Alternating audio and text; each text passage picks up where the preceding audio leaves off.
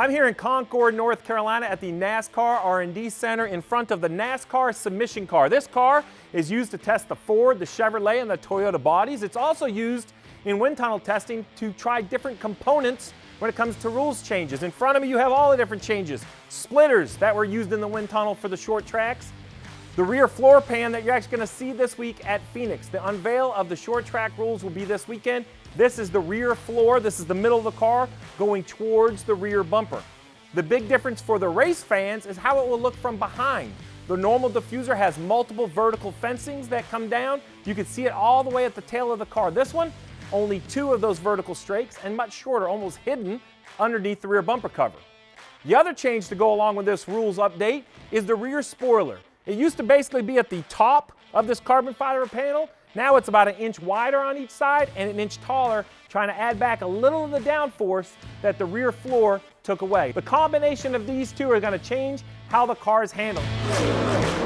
Joined now with Dr. Eric Jacuzzi, Vice President of Vehicle Performance here at NASCAR. So Eric, first question, the fans have seen the different parts on the car. How did we get here? What did you do to test and figure out that's what the car needed? The biggest step was December 5th and 6th last year. We conducted a test at Phoenix. Prior to that, we've been doing a lot of CFD work, wind tunnel work. We had some things we thought would be pretty promising, brought them to Phoenix, and a couple of the things that we tested ended up being a positive that we're implementing. Race fans love numbers, more horsepower, more downforce, less downforce. Give me the overall, more or less downforce from what we saw last year.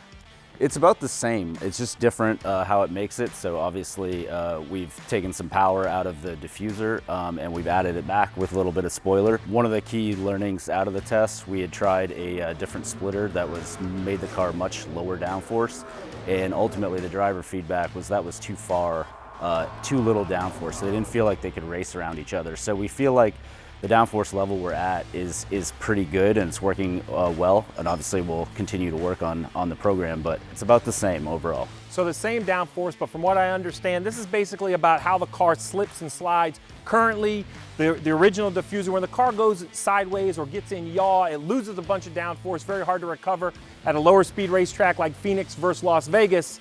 We're hoping that this aero package will allow the drivers to slide a little bit more, be overall more maneuverable behind the wheel, hopefully generating more passes.